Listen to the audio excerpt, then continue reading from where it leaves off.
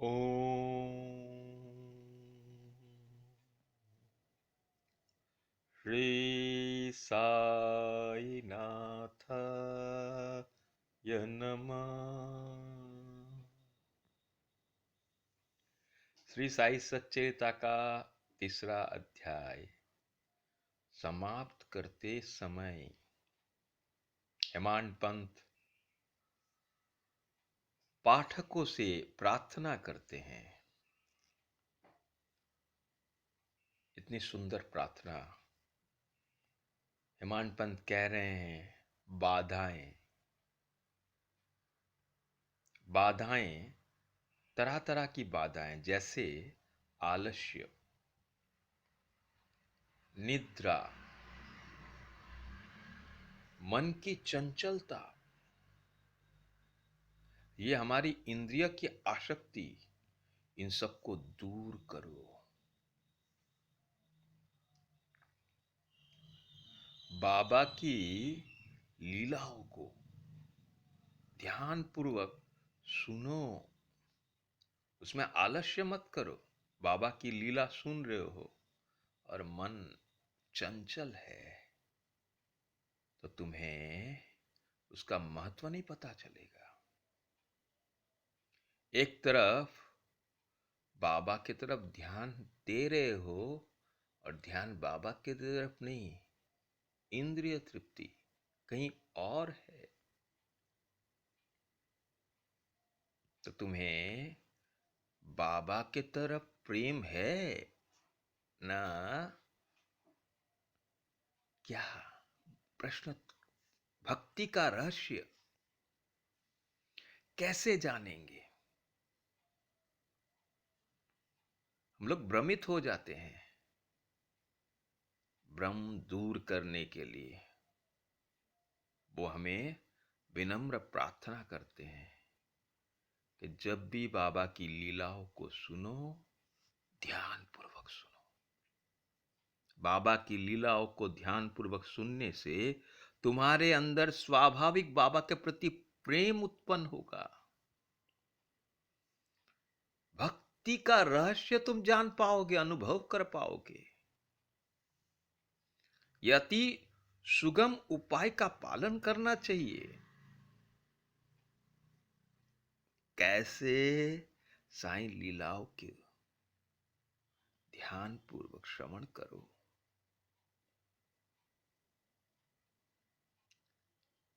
इससे अज्ञान नष्ट होता है। बाबा की लीलाओं को सुनने से हमारा अज्ञान नष्ट होता है, मोक्ष के द्वार खुल जाते हैं। इतनी सुंदर तरीके से हेमाड पंत हमें समझा रहे हैं, इतना अच्छा। वो कह रहे हैं कि एक लोभी पुरुष जैसे अपने धन को जहां छुपा के रखा है, उसका मन सदैव उस धन के प्रति रहता है। वो कहीं भी घूम रहा है पर उसका मन अपने धन के प्रति है, गड़े हुए धन के प्रति। वैसे ही तुम साईं को अपने हृदय में धारण करो।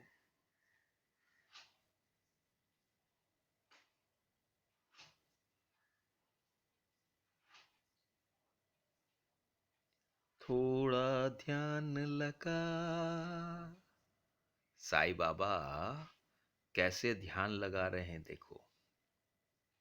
बाबा कह रहे हैं, तुम चाहे कहीं भी रहो, जो कुछ हो सो तुम करो, लेकिन ये याद रखना, जो कुछ तुम करते हो मुझे ज्ञात है। बाबा का ध्यान सदैव सबके ऊपर है। वैसे ही हमारा ध्यान कहाँ है?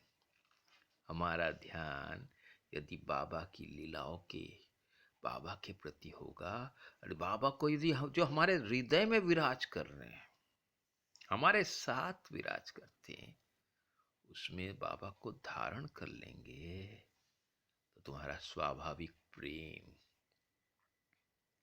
साईनाथ के प्रति एक स्वाभाविक प्रेम निर्माण होता है।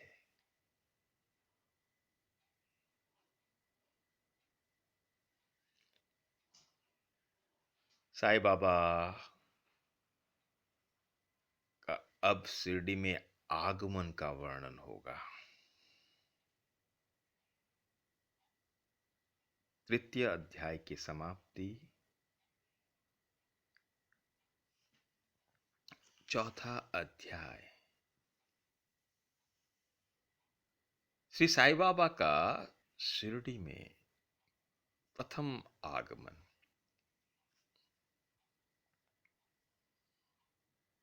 इस विषय में बातें होगी। देखिए, प्रथम अध्याय, द्वितीय अध्याय में अनुभव, तृतीय अध्याय उपदेश, वचन, और इन वचनों में छुपा है साईं बाबा शिरडी में क्यों आए।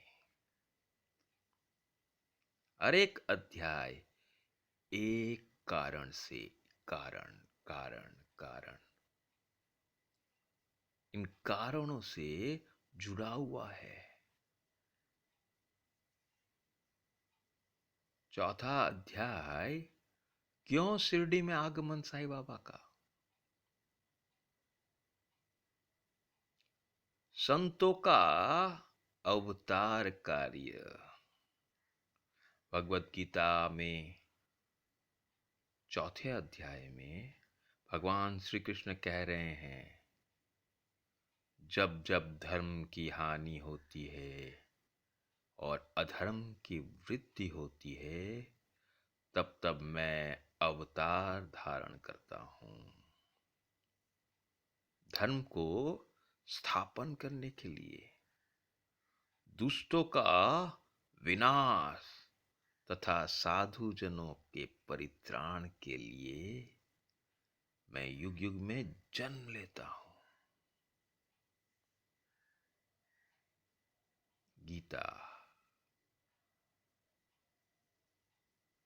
गीता के चौथे अध्याय में भगवान कृष्ण के वचन जो सत्य है, युग युग से जो परिवर्तित नहीं होते, ध्यान से सुनिएगा। वचन साईं के हो, कृष्ण के हो, ये सब वचन एक है, उनको समझो। वचन कभी परिवर्तित नहीं होते, जो कहते हैं वो करते हैं, और वो नित्य है, अनित्य नहीं है। साधु और संत भगवान के प्रतिनिधि स्वरूप है। गीता में कहा है, या तो मैं आऊंगा या मेरा प्रतिनिधि आएगा, अवतीर्ण होगा। वे उपयुक्त समय पर प्रकट होते हैं,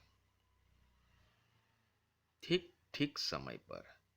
जब जरूरत पड़ती है, संत महात्मा अवतार लेते हैं और अपने अवतार का कार्य पूर्ण करने के लिए उनकी कार्य प्रणाली कैसे कर्म करते हैं, हमें हमारा कर्तव्य को हम भूल गए, वो याद दिलाने के लिए वो आते हैं।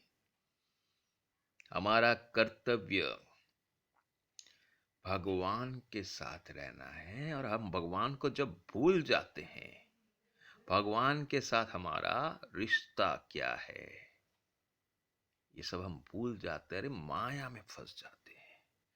इस माया से मुक्त कराने के लिए बार बार नए नए रूप में भगवान अवतीर्ण होते हैं। वैसे ही शिरडी साईं बाबा का शिरडी में कैसे आगमन हुआ, क्यों हुआ, इस विषय में चौथे अध्याय में वर्णन किया गया। ओम